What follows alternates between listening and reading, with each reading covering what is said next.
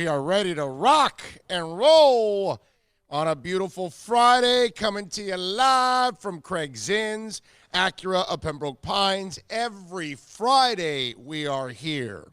You know, for like 9 years, we would do it every month here at Craig Zinn. Now we're here every Friday here. So I think that's kind of a way to celebrate our 10th year broadcasting here at Craig Zinn, that we're going to do it every Friday now here. So come on out every Friday morning. You can catch us out here. Usually by 8 a.m. we're here, but 9 to 11 on the air, of course.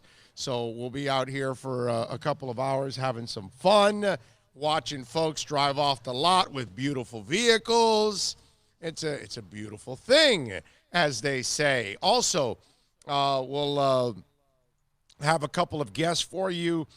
Jim Nagy is going to join us, the Senior Bowl director, the Reese's Senior Bowl director.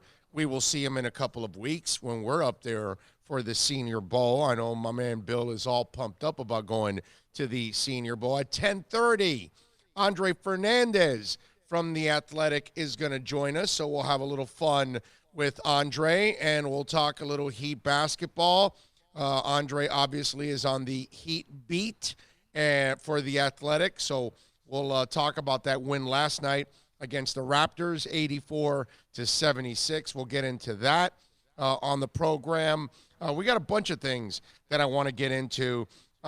Jeff Sheesby, old man who bets, is going to join us later on, because from 1 to 4, we're going to be over at Hialeah Park. We do 2 broadcasts on Friday.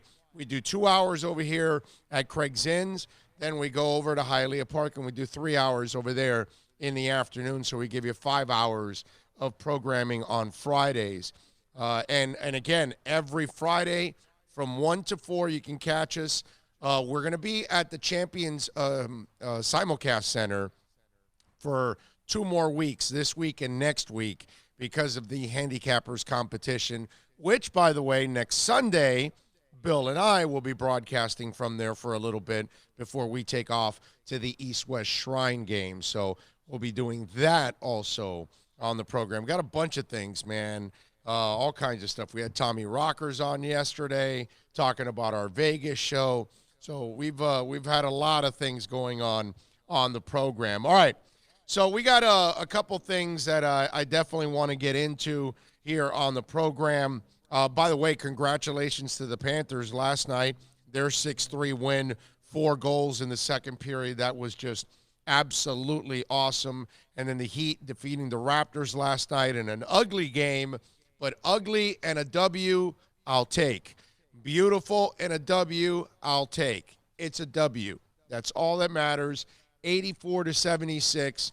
They improved to 25-9. I believe they're like 16-1 or something stupid at home right now. Best home record in the NBA. So it was nice to see them. And they're 9-0 also after losses. So no losing streaks for this team. So congratulations all the way around. Now, one of the things that I want to get into, because this silly-ass subject continues to come on, and I got to tell you, look, nobody is a bigger Alonzo Highsmith fan than I am, okay? I just don't think this is the job for him. Now, if he's given up on the NFL, then that's a whole different ball game. If he thinks he's not going to get the opportunity that he well deserves and has earned already, I get that. Okay, I truly understand that. I mean, how can you fault anybody for that? Any of you out there, I'm sure you've experienced at one point or another a time where you felt like you earned something and you didn't get that opportunity, and it was passed over and it was given to other people, and it's happened to all of us. And it's just adversity that we all have to kind of find a way to overcome in life. And if that's the case for Alonzo Highsmith, then, hey, so be it. I'm supportive of it. But I will say this. this is not the job that you really want. I'm sorry. This is a desperation type move that to me doesn't make sense at all. And again, here's the thing. When people say, well, Manny's a young coach and he needs the help. You know how old Manny Diaz is? Do you know his age, Bill, by the way? Do you know the age of Manny Diaz? Oh, he's cutting up sound right now. So he can't hear me. He's got headphones on. But anyway, Manny's 45 years old. He's been in the coaching profession now for several years. Do you know Lincoln Riley is 36 years old? He's 9 years younger than Manny Diaz. How come he doesn't need help? Oh, and by the way, he runs a bigger program than Miami. He has more media, even in Norman, probably covering his team than Manny does in Miami. He certainly has a team that's in more demand than Miami. I'm just wondering, what's this young crap? Either, like I told you guys yesterday, either you can do the job or you can't. And if you have to hire Alonso to oversee this, to back check, to help, whatever, then you hired the wrong guy. Matt Rule turned down the Jets last year. And, he's done a really good job over at Baylor. He's in demand. He's 44. So he's a year younger than Manny. Here's a guy that's being considered for NFL jobs. And he's younger than Manny. And he's running a football program that doesn't have the history of Miami, but they're more relevant than Miami right now.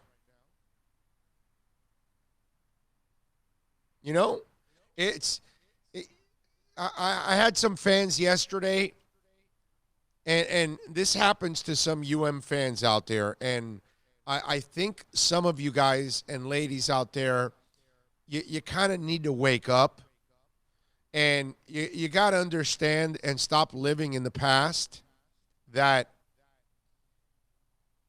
Miami's job is not sexy. It's not. Some fans make it think like this is a job people line up for. Let me remind Miami fans that even in the height of when it was great, coaches came in as a stepping stone. Howard Schnellenberger didn't look at Miami for long term. Stepping stone. Jimmy Johnson, stepping stone. Dennis Erickson, stepping stone. They've all used it. Butch Davis, stepping stone. This is not a program that provides the coaches what they really need in order to succeed and what they really, really need to compete with Michigan and Alabama and Ohio State and Florida State and Florida, and I could just go on and on.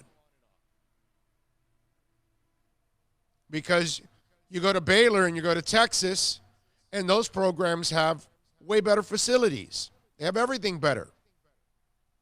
The only thing that isn't better is the location. I'm just sorry, but that's just the way it is. So some fans make it sound like this is the most desirable place to be. And for a coach, it's not. You got to get off of this. And so when we talk about if Manny needs help, then you hired the wrong guy. That's all. Because Howard did it from scratch. Jimmy picked up the baton and kept going. So you can do it, but you got to know how to do it. And Manny Navarro, who joins us here every week on the show for our Canes Wear Miami Hurricanes report, he hit it. He knocked it out of the park. If you hire somebody at Miami, they have to be an experienced coach. And you can't keep doing – I know Al had some experience because he was at Temple, but small time. And you can't keep hiring the Randy Shannons and the Larry Cokers. You can't keep hiring the Al Goldens and the Manny Diaz. You can't. Hell, even Mark Richt, who had experience with a big-time program, wasn't even suited to turn this thing around to where it needed to be. That's the reality. And the problem is a lot of fans, you're stuck in the past. And then bringing Alonzo Highsmith, you think that that's the panacea to all of this, and it's not. And you're not going to solve the issue. If Manny's not good enough, he's not good enough whether Alonzo is here or not. Alonzo's not coaching these players. The players that are coming in, they don't even know who the hell Alonzo Highsmith is. That's the other thing that the fans that live in the past have to realize, that these kids, man, they only know Miami to be mediocre. The history of Miami is history. It's deep into the past, before these kids were born. That's the problem here. There's a huge disconnect. And the guy that you have to have running the program has to be a guy that can transcend and then bring it all together again. And so far, Manny hasn't proven that. And the only reason this Alonzo Highsmith stuff is coming up, it's because the AD is panicking, because he's now fearful that he made the wrong decision at head coach. And right now, that's the only way to look at it, because sadly, Manny Diaz has not lived up to it. But this whole thing that whether he's young and he needs help, and again, if you feel that way, you have answered your question already on what Manny Diaz is. What he is the wrong guy for the job. So we're going to have to, I mean, we're all hoping, and I'm with you guys there. I am praying for the greatest turnaround in college football history. And I'm not saying to win a national championship. I'm just saying from absolutely no hope, which is where I'm at now with Manny, unfortunately. After this season, how can I have hope? You got to be a blind-ass fan to just not pay attention to what happened in 19 and think that everything that went on was by mistake and an accident, that's not the real Manny Diaz. That won't be his teams. They will be completely the polar opposite this year. We'll see. We'll find out. But this whole crap about he's too young, give me a break, bro. Give me a freaking break. He's young and he needs help. You got the wrong guy. If that's how you like I said, you've answered your question. You now know how you feel about Manny Diaz. And that's what's going on with the athletic director. If he's thinking about this silly-ass move, it's not going to improve anything. Alonzo's not on the field to make a difference. And Alonzo's not going to help you out when you've got 2 weeks to prepare for a team or a month to prepare for a team. He's not coaching those guys. That's why. 786-322-1105. That's 786-322-1105. If you want to get in on the program, we do want to remind you that we're proudly brought to you by Choice Mortgage Bank, folks. And get right now, we can get you into state rates under 3.5%. And when you pick up that phone and dial 561-441-2730, you're going to get a man that is going to fight for you and going to get you the best deals possible. He's got a staff that is second to none. Please call Michael Kodsey. Don't let these mortgage companies give you the runaround. All right? Call them, 561-441-2730. Plus tax, tech title. It includes $8.99 dealer fee on approved credit offers and 11/10/19. Over 1,500 Toyotas are on the ground, and truckloads of new 2020 Toyotas just keep on coming.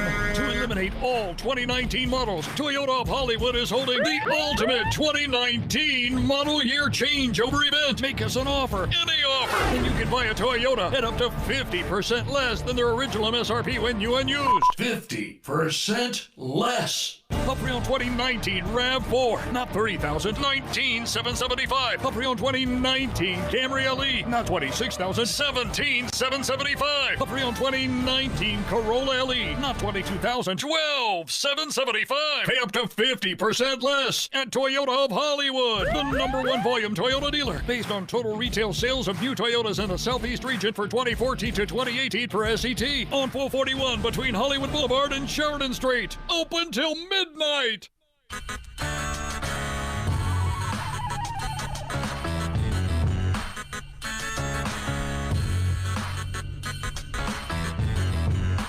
This is the Big O Show.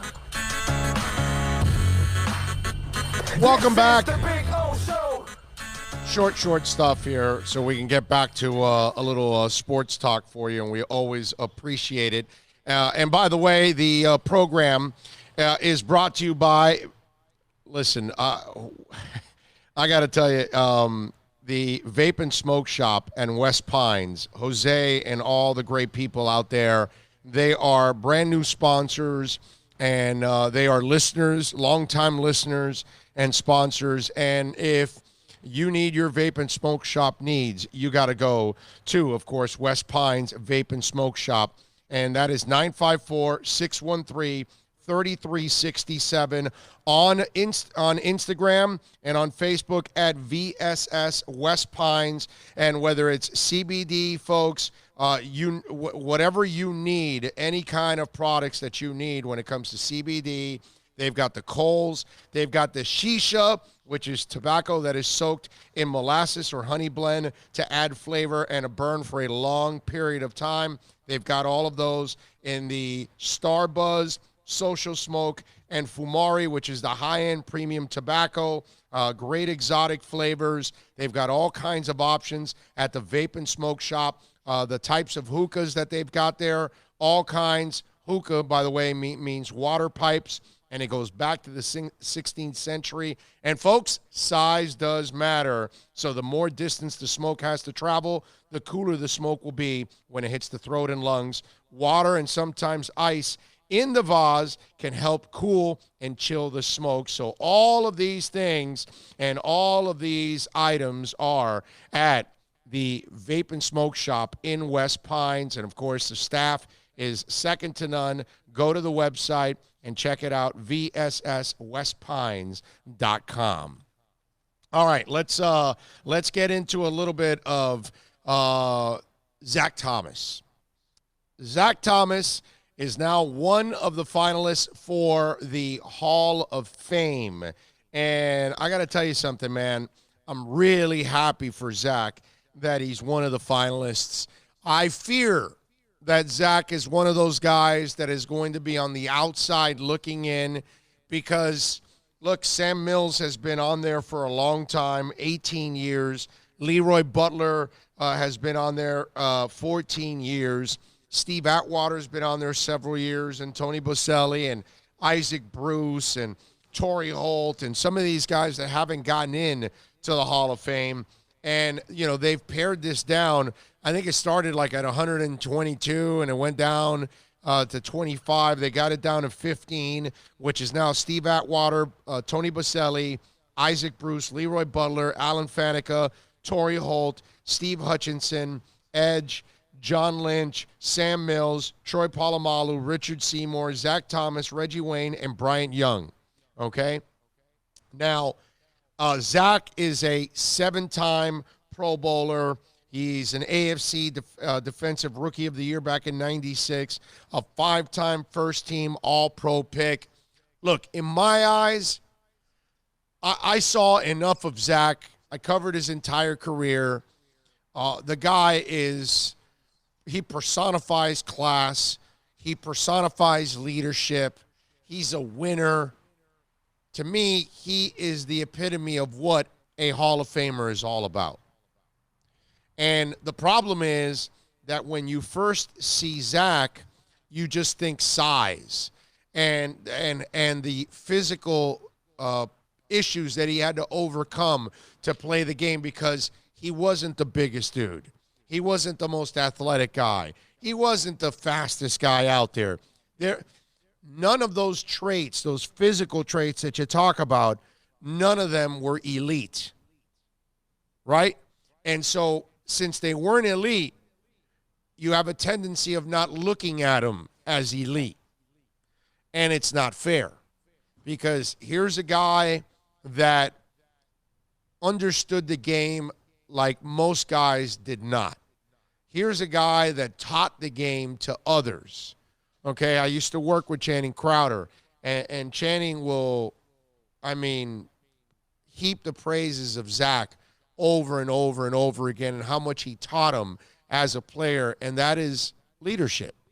You know, sharing the knowledge and passing it on and making the people around you better. That's leadership. And look, I can talk about the interceptions, and I can talk about the 4 billion tackles and the game-winning plays that he made. That to me is automatic. All you got to do is roll the tape and watch the man play on every down.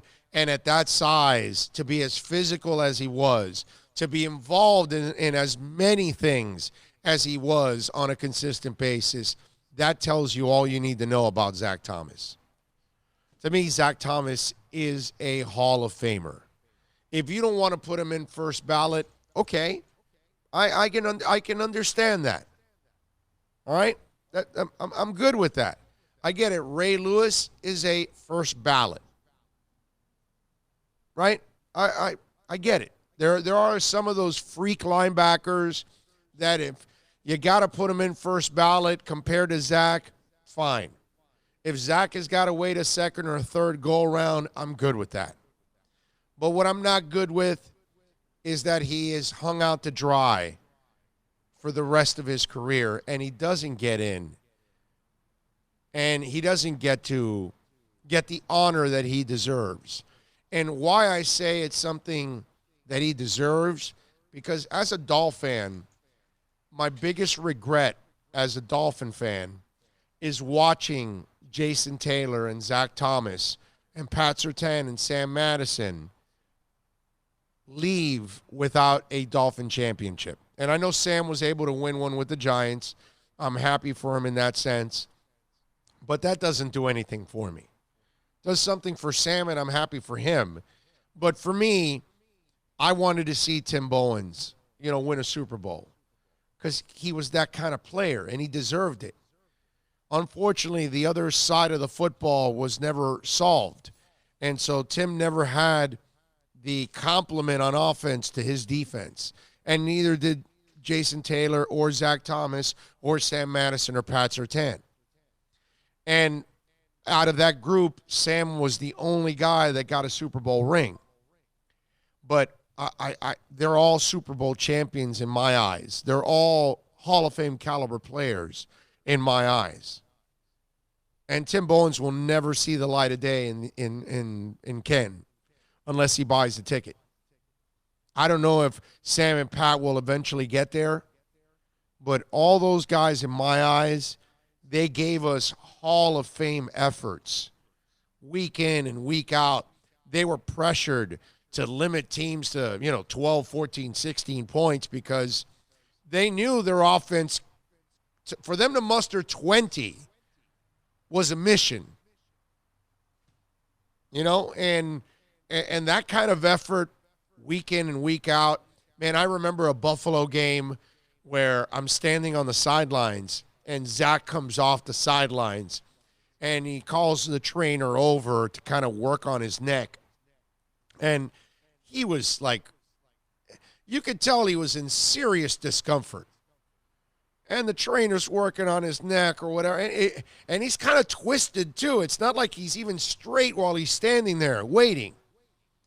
And he's asking the trainer to work on his neck while he's standing there waiting to get back in.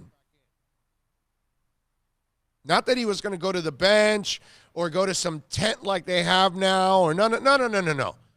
Do what you can right now while I have a break that I got to get back on the field.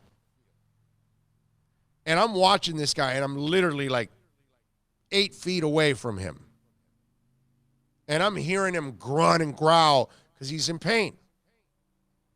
And the second the offense was done, or the special teams had finished kicking, and the defense, dude, he is just darting out there on the field and in on that next tackle, which was a running play, where he had to stick his head and his neck in there to make that tackle.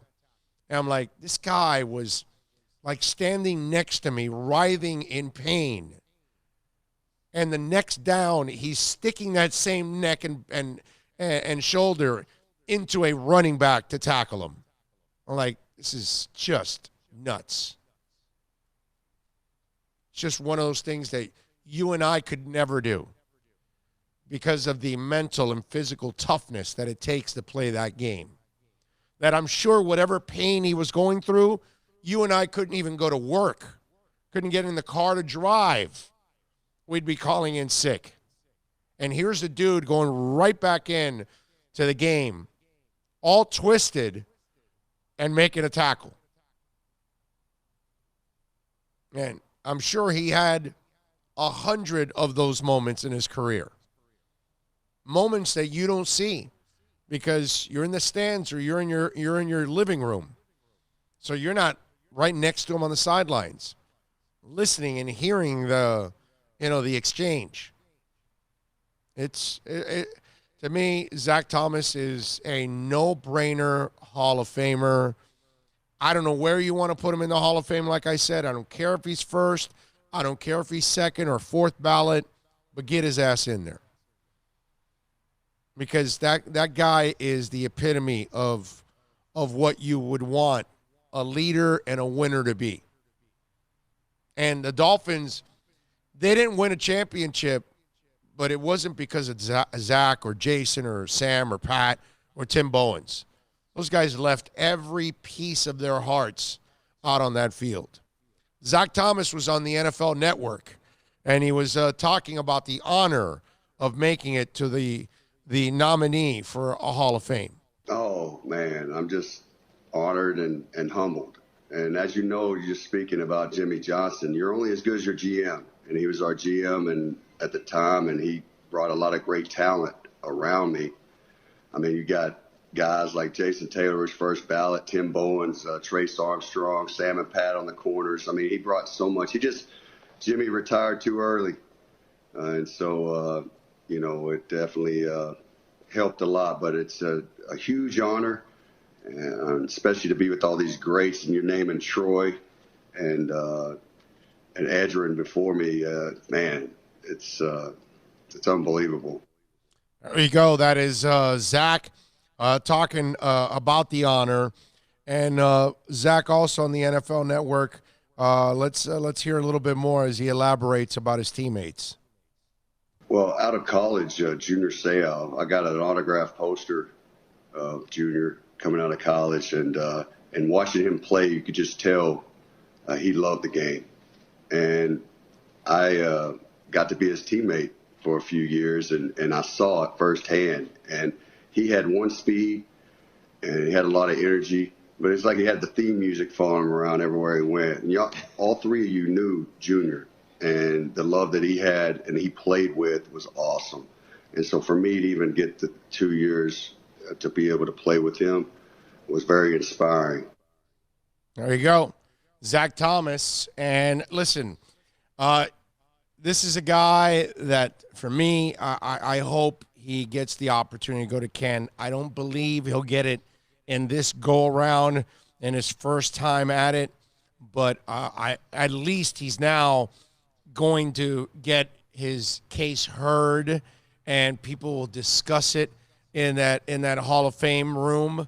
And I think that'll be important because, remember, as time goes by, the memory starts to fade, and people don't remember what you did and what you accomplished. And as the years go on, the writers and the people that covered you also retire. And those are your witnesses. And then younger writers take over, and younger people take over, and TV, and whoever gets that vote. And then all of a sudden now, they don't have the same perspective, and they don't have the same appreciation. And then you're just stats to them. And it's not, again, I say this all the time, stats don't tell the whole story.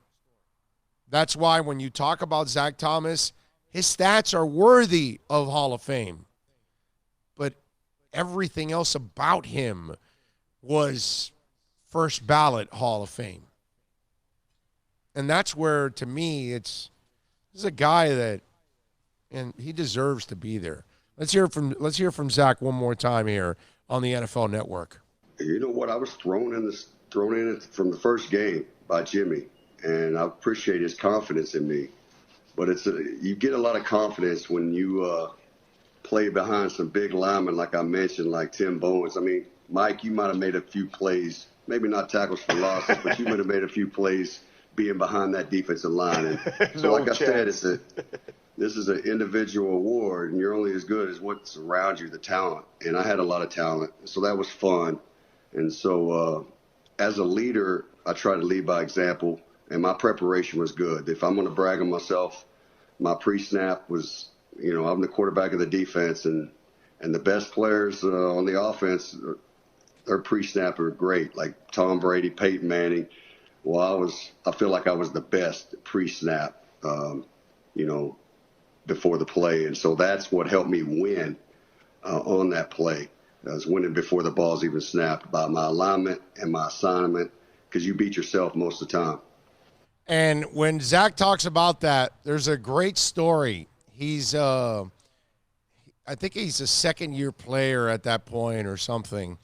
And I think back then it was VHS. And they would use their VHS tape, and Zach would burn out his VHS tape. And he would be, watching tape all night and all that. And I think Izzo had to borrow the tape player and took it with him to his room or something like that. I forgot how the story goes, but then Izzo's telling the story that it was gross to work Zach Thomas's VHS tape player. Why? Because the play, rewind, and forward were all orange. Because Zach would be eating Cheetos while he was, going over the film. And so your fingers were orange, so he kept pressing, the buttons on the VHS, and the buttons on the VHS were like permanently stained orange because he was watching so much tape that those buttons were worn out with orange all over them. They were smudged. This could be one of the Super Bowl commercials for Cheetos. You know how they've had the boof and the wiping it on your leg and everything? That's perfect. Yeah. So Izzo was describing how disgusting, what's it called? Thomas's VHS player was, but it also tells you the work ethic of the man. You know what I mean? That it was so bad and so worn out, the buttons and everything, and the orange was like burnt into the damn things because of him pressing it all over and over and over and over again, wearing it out. So it shows you that he was a guy that studied the game because he knew he wasn't the biggest guy. He wasn't the fastest guy. He wasn't the most athletic guy. So in order for him to make up for it against these behemoths and against these other really talented and fast players, he had to be the smartest guy out there. And Zach would be the first guy to tell you, hey, I'm no rocket scientist, but I know football, right? And he was right. He's the guy that, hey, he wasn't going to start talking to you about, some kind of trig question or something and get into economics or something with you. But when it came to dissecting a football game, nobody was going to know it better. And he knew, like he was talking about pre-snap, he knew what the opponent was going to do. Way ahead. And that's the great ones. When they look at the alignment, they already know what play is going to happen. The quarterbacks, they look at your pre-snap, and they look at your defense, and they already know when they plant that foot after that third or fifth or seven-step drop, they know exactly where they're going with the ball because they already know exactly what you're doing. And that's what Zach Thomas was. And that's Hall of Fame, too. I remember you telling me he was always the first to show up and the last one to leave. Yeah. Yeah, I mean, tireless worker. Literally a tackling machine. He led the league. I don't know how many years it was, but he had a run. A ton. The guy, I mean, 140 to 160, 100. That was ridiculous. That was standard. That was regular. Ridiculous. Got to give him so much props. I hope he does make it into the Hall of Fame. You know what's tough, man? You look at that group of 15. Every one of those guys deserves to go, and people like Atwater, and Isaac Bruce that have been there for a while. It's tough, man. It is tough. Yeah. John says, "Hey, Big O, buenos dias. I really appreciate what you do for us talking sports. I didn't even don't listen to QAM anymore. Well, why would you? There's like 80% commercials, dude. Please give me a break. Plus, you can't do sports talk without balls. You know what I'm saying? So when the management neuters you, it's not, not that they were neutering me, but they do neuter everybody else. Big O, when is the East-West Senior Bowl games going to be? Sir, it is not this Saturday, not next Saturday, but the Saturday after that will be the East-West. And then the Saturday after that will be the Senior Bowl, okay? Next Sunday, we will be taking off to St. Pete. Not this Sunday, next Sunday. We will take off to St. Pete, and we'll be there for the week, okay? Can we take like a minute and a half? Because we're at 38 minutes. Oh, okay. I see what you're saying. Yes. Okay. Yeah, because listen, everybody, this is something I figured out yesterday, and O's all about it. It's all right. Don't worry. It's all good. Let's take a quick break. The show is brought to you by Caneswear at Miami Fanwear, folks. That's the spot where fans like me shop. Go see Brett and all the great people at Caneswear, 2511 South University Drive in Davie, baby. Yes, sir. And they've got the Adidas line. They've got all kinds of stuff there for men, women, kids, and the babies, too. Let's start them off early. And to start off the new year, they've got some great deals going on. So go to 2511 South University Drive in Davie. Canes, Dolphins, Panthers, Marlins, Heat, Inter Miami. They got it all at Caneswear. I think he's a young man. Welcome back. We take it till 11 here on the program. At 10 o'clock, Jim Nagy, the executive director of the Reese's Senior Bowl, is going to join us at the top of the hour. And then at 10:30, Andre Fernandez is going to join us. We'll talk a little Heat basketball with him. Let me see what we got here on the chat board. And by the way, folks, for those of you that are watching, give us a thumbs up on the broadcast as much as you can every day when you're watching and all that. Get the trend going, get people liking it, and that ends up helping us get more subscribers, which we're moving up and getting closer to 1,000 every single day. So appreciate that immensely. Thank you for your, just incredible support, man. Thank you so much. Premier Reviewer says, great story about Zach. Thank you, sir. He is easy to tell great stories about. Let's see. Go Gator says, Orange Bowl champs. Troy Polamalu should be first ballot. Troy Polamalu, I got no problem getting him into the Hall of Fame. Let's see. This thing about the Hall of Fame is that someone has to be left out. Tough to see those deserving being on the outside looking in. Eamon says, good morning, Big O. I agree, Zach Thomas for Hall of Fame, but why is Richmond Webb not in yet? I don't know, man. Maybe, I don't know, maybe it's because they weren't much of a running line. I don't know. I have no idea. I can't answer that one. Zach T definitely deserves to be in the Hall of Fame, Nico says. I hate evaluating football players by Super Bowl rings. It's the sport that requires the most amount of players to win one. Amen to that. Amen to that, man. Hopefully they will eventually get in and get Zach the honor that he deserves. I'd love to see him there, man, in a big-time way.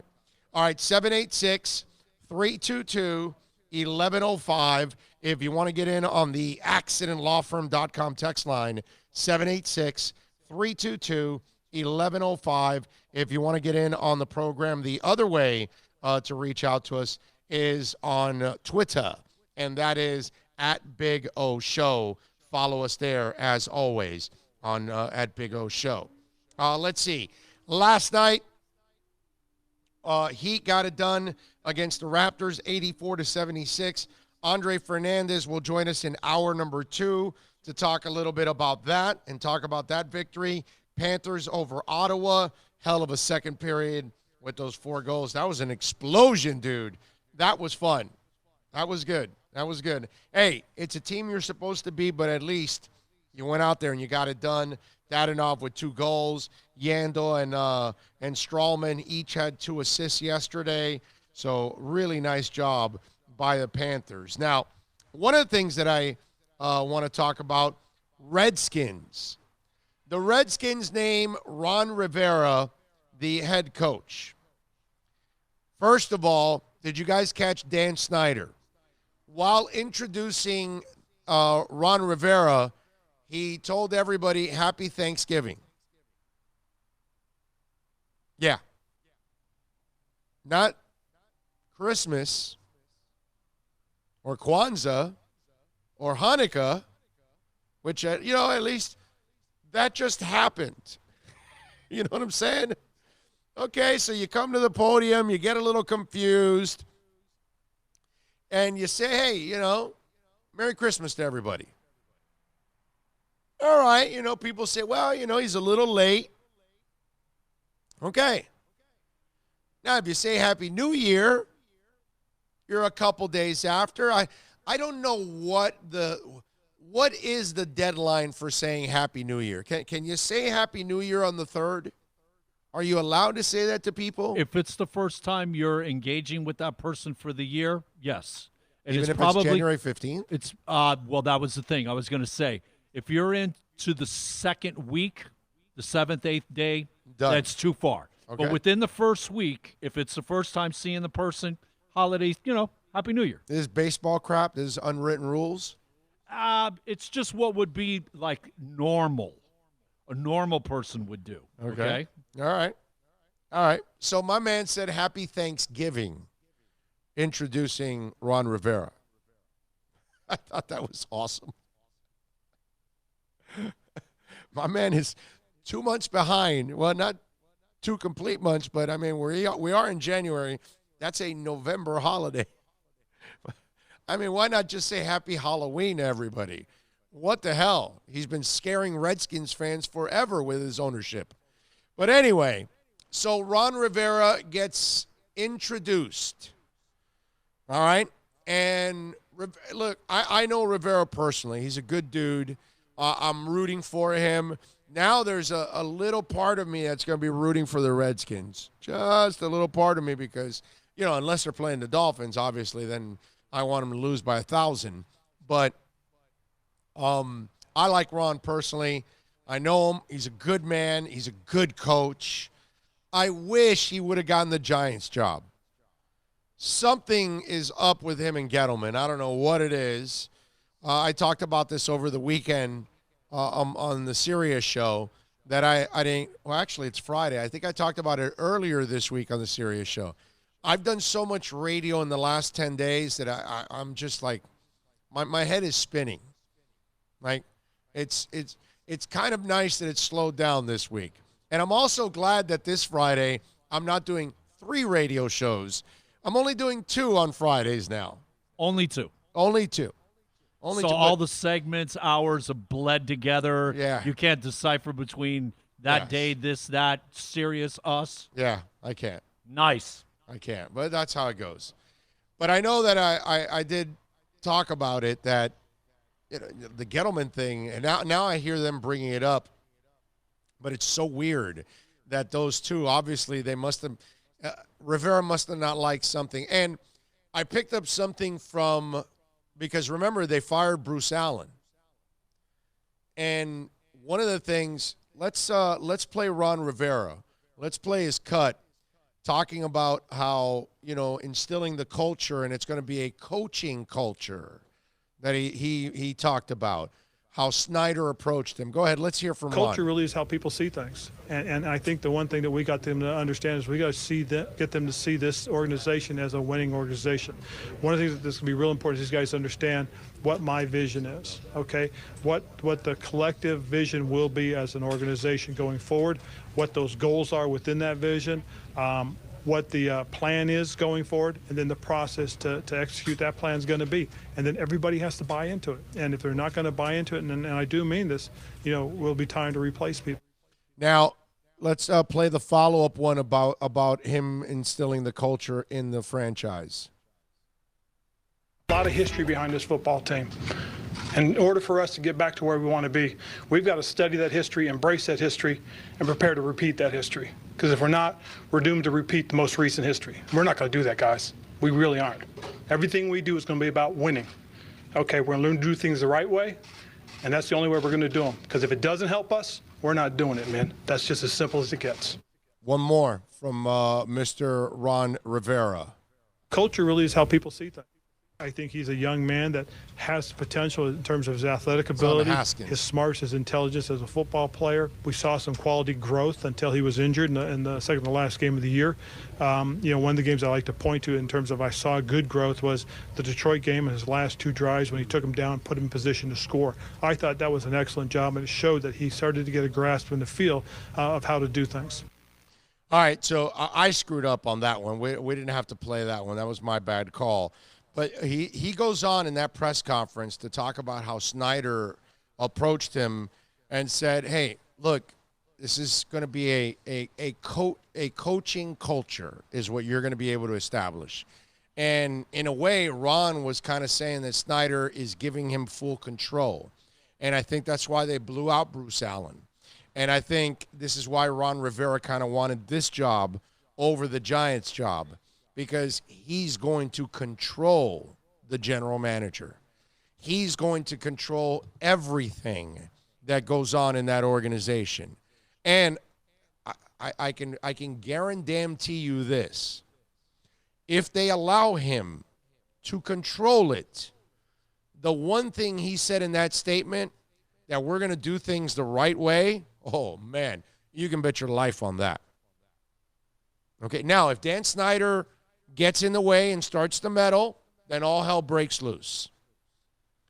But Ron Rivera, I'm sure, said, hey, either I do it my way or I don't do it at all. And I think that's what I think Snyder had to come to Jesus finally. And kind of I think he's done, not that Stephen Ross was meddling, but Stephen Ross was involved. Let's put it that way, okay? Like he got wooed by Sue. And you know what? He shouldn't be getting wooed by Sue. It's the way it is. He's the guy that was all gung-ho about finding Joe Philbin and then Adam Gase. He doesn't know squat about football. He shouldn't be finding any coach. Let a football guy, since he's not a football guy, let the football guy in Chris Grier go find the coach. And so far, looks like he found a way better coach than the last 2 that Stephen Ross has been so gung-ho about.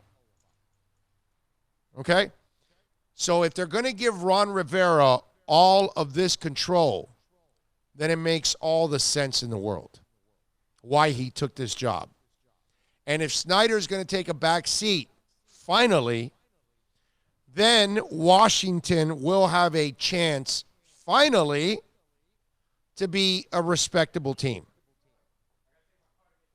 Okay? But that's, again, it's up to Snyder now. And if he wants to ruin it with Rivera, then he goes back to his meddling ways because he is the owner. But there's no doubt in my mind that this deal happened because Snyder is giving this man all control. And he is going to control his own general manager, which is going to be definitely a key for Ron to succeed. Whether he does or not, that's a whole different ballgame. I will say this, they got some talent on defense. They're going to be a better defense next year now that Ron's there. I mean, you're talking about a quality human being, bro. I'm just telling you, like Ron Rivera is just a man.